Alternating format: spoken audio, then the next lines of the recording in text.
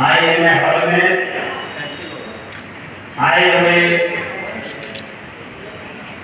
विभिन्न जगहों से छोटे समाज दल के कार्यकर्ता, आदर्श संघ के कार्यकर्ता एवं जगदेव प्रसाद जी जितने उपासक उपासिका, रामचंद्र वर्मा जी के उपासक उपासिका, जितने भी अध्यक्ष के भाइयों और माताओं इस हॉल में उपस्थित है और सभा को छोटे समाज दल के महामंत्री अखिलेश कुमार की ओर से अभिनंदन है, वंदन है, स्वागत है, नमस्कार है।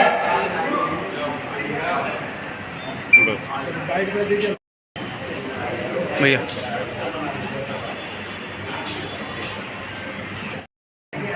वो दावे सब हवा हवाई निकले, देश दुर्गति की ओर बढ़ गया।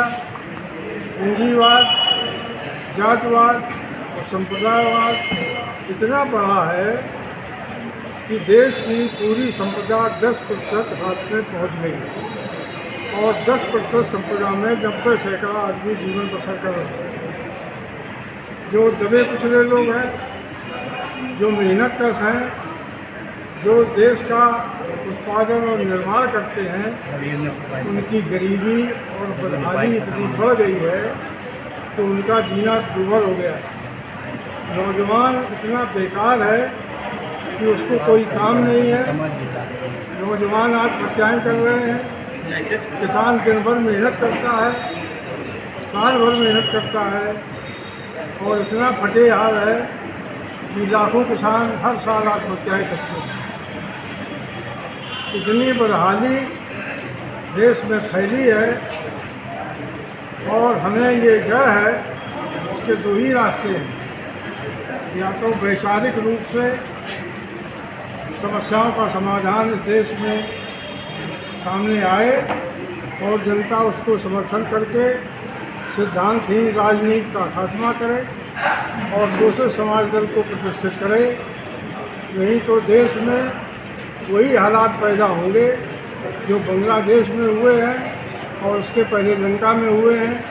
इसलिए गणतंत्र को बचाने के लिए और देश की खुशहाली के लिए एक ही रास्ता है कि सिद्धांतहीन राजनीतिक दलों को छोड़ा जाए और सोशल समाज दल के सिद्धांत कार्यक्रमों को नीलामा पहनाया जाए ताकि देश की बदहाली खत्म हो और मेरा इंसान इज्जत और खुशहाली की ज़िंदगी पावे और देश तरक्की कर सके। सर के पास किसी पीछे करें। समाज दल का उद्देश्य है कि विश्व स्तर पर मानव समाज का निर्माण करना, राष्ट्र स्तर पर भारतीय समाज का निर्माण करना, शोषित पीड़ित वंचित जो हैं उनको जो है से हर चीज़ से परिपूर्ण करना, शिक्षा, स्वास्थ्य, रोजगार, कपड़ा, रोजगार, ये सब से परिपूर्ण करना, यही उद्देश्य है शोषित। अपना परिचय देंगे। 52वां स्थापना दिवस है सर, इस बीच की संघर्ष के बारे में बताइए। संघर्ष तो करते करते इनके जो शोषित समाज दल का जो स्थापना किए थे जगदेव प्रसाद जी, वह शहादत दिए शोषित पीड़ित वंचित के लिए और आज भी शोषित समाज दल जिंदा है और हम लोग संघर्षरत हैं और संघर्ष करते रहेंगे। शोषित समाज दल का सरकार यहाँ बिहार में बना था और फिर से इस बार 2025 में हम लोग बनाने जा रहे हैं संघर्ष के। जगदेव बाबू के नाम पर लोग राजनीति करते हैं लेकिन उनको विचारों पर तो लोग नहीं चलेंगे। राजनीति के जो करते हैं वह जगदेव बाबू की बात बोल करके शोषित पीड़ित वंचित से वोट लेते हैं, लेकिन जगदेव प्रसाद का जो बनाया हुआ शोषित समाज दल है उसका कोई भी कार्यकर्ता माने राजनीति जो करता है शोषित पीड़ित वंचित के लिए करता है। और अंतोगतवा हम लोग शोषित पीड़ित वंचित के लिए मरना कबूल करेंगे लेकिन दूसरे दल से समझौता करना कबूल नहीं करेंगे जो मनोवादी दल है।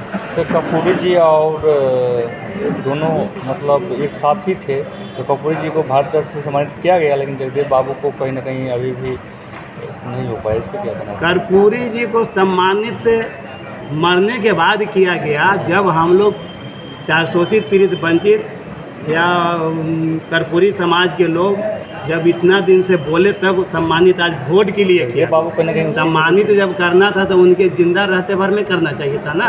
मरने के बाद आज इतने दिनों के बाद सम्मान करने का क्या मतलब हुआ? उस समाज से वोट लेने का जो है से सोच बनाया, उनका वोट का संख्या परसेंटेज घट रहा है तो सम्मानित कर करके वोट लिया इस बार। जगदेव प्रसाद के लोग जितने लोग हैं उनको वोट नहीं दे रहा है तो इसलिए इनको अभी सम्मानित नहीं कर रहा है। जिस दिन वोट देने का वादा कर, लेकिन शोषित पीड़ित वंचित लोग जो जगदेव बाबू को उपासक है कभी वोट नहीं देगा। सम्मानित करे या न करे, हम लोगों का जब सरकार बनेगा जिस दिन हम लोग सम्मानित अपना परिचय देंगे सर। मेरा नाम अखिलेश कुमार हुआ, शोषित समाज दल राष्ट्रीय महामंत्री। थैंक यू, बहुत धन्यवाद। किस सफलता हासिल हुई उस बारे में बताइए।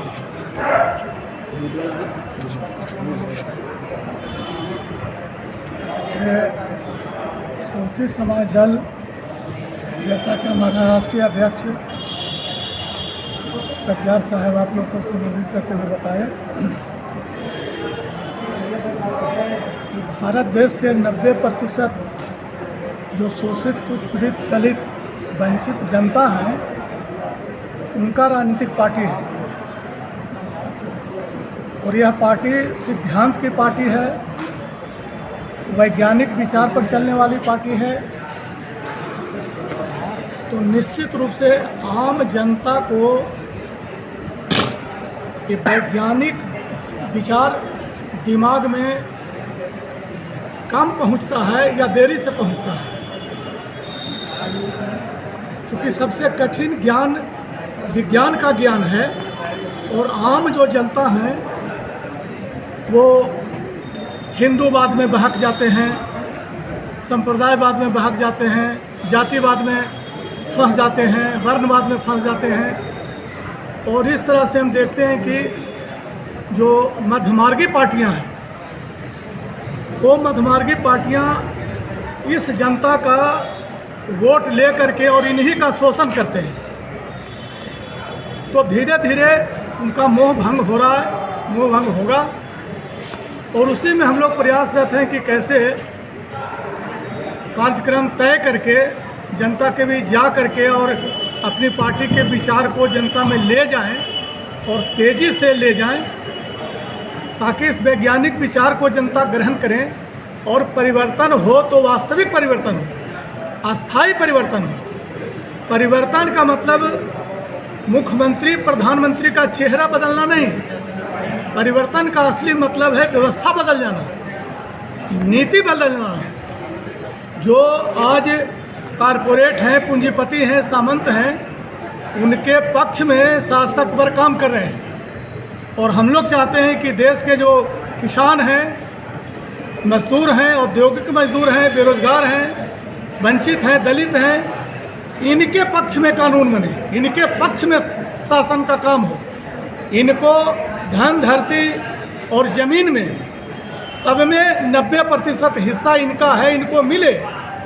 तो ये मिलेगा जब इनकी सरकार होगी, किसी से मांगने से वो नहीं देंगे। सरकार बन जाए कांग्रेस का, सरकार बन जाए भाजपा का, हम उनसे मांगते रहेंगे तो हमें वो नहीं देंगे। हमें अपनी सरकार बनानी होगी, पहल करनी होगी, ताकत बढ़ानी होगी। हाँ, फॉर द टाइम बिंग एक कार्यनीति के तहत अपने आसपास के राजनीतिक शक्तियों के साथ हम लोग मोर्चा बना सकते हैं। मोर्चा बनाने की योजना है, विचार है। और जो अभी सबसे खतरनाक पार्टी जो फासिस्ट पार्टी है भाजपा, जो सत्ता में है, जो संविधान ख़त्म करना चाहता है, जो लोकतंत्र ख़त्म करना चाहता है, जो बांग्लादेश की प्रधानमंत्री जैसा कर रही थी वैसा यहाँ कर रहे हैं, इनको ख़त्म करना है। अभी अभी सुप्रीम कोर्ट से जो निर्णय आया है आरक्षण पर, ये दलित समाज के लिए, आदिवासी समाज के लिए इमरजेंसी है, ये साधारण घटना नहीं है। सुप्रीम कोर्ट के जरिए जो किया गया है यह आपातकाल की घोषणा है और यह आपातकाल केवल आदिवासी और दलित के लिए तत्काल है। आने वाला दिन में ये इमरजेंसी पिछड़े लोगों के लिए भी आएगा। इसलिए हम आह्वान करते हैं इस मंच से सभी दलित, आदिवासी, पिछड़े, अल्पसंख्यक सभी भाइयों का कि एकजुट हो जाइए और एकजुट होकर के इस सुप्रीम कोर्ट के जरिए जो आरक्षण का ये जो इमरजेंसी लगाया गया है, इस इमरजेंसी के खिलाफ एकताबद्ध हों और जैसे पहले आरक्षण का प्रावधान था दलितों के लिए, आदिवासियों के लिए, वही लागू रहना चाहिए। इनका नीति है फूट डालो और राज करो। एक बात हम कहना चाहेंगे आप बंधुओं से, पत्रकार बंधुओं से निवेदन के साथ कि लोग कहते हैं कि जब भारत में अंग्रेज आए तो उन्होंने लागू किया फूट डालो और राज करो की नीति, लेकिन मैं कहता हूँ नहीं, उससे केवल 1000 पहले से 10वीं शताब्दी के आसपास से ही भारत में फूट डालो और राज करो की नीति चल रही है और उसी नीति को जो यहाँ के शासक वर्ग हैं आज उनकी नीति है और उसी नीति को अंग्रेजों ने अपनाया और उसी के तहत ये दलित और आदिवासी समाज को आरक्षण के आधार पर creamy layer, non creamy layer में बांट करके इसको आपस में लड़ा करके ताकत को तोड़ना चाहते हैं। हम इस सुप्रीम कोर्ट के जो निर्णय दिए हैं ये शासक वर्ग के पक्ष में, पूंजीपति और जमींदार जो कॉरपोरेट है उसके पक्ष में हम इसका निंदा करते हैं, इसका विरोध करते हैं और मांग करते हैं कि इस पर पुनर्विचार किया जाए और जैसे पहले से आदिवासियों का और हरिजनों का आरक्षण का प्रावधान था उसी आरक्षण के प्रावधान को लागू किया जाए। इन्हीं बातों को कहकर मैं अपनी बात समाप्त करता हूँ। जय भारत।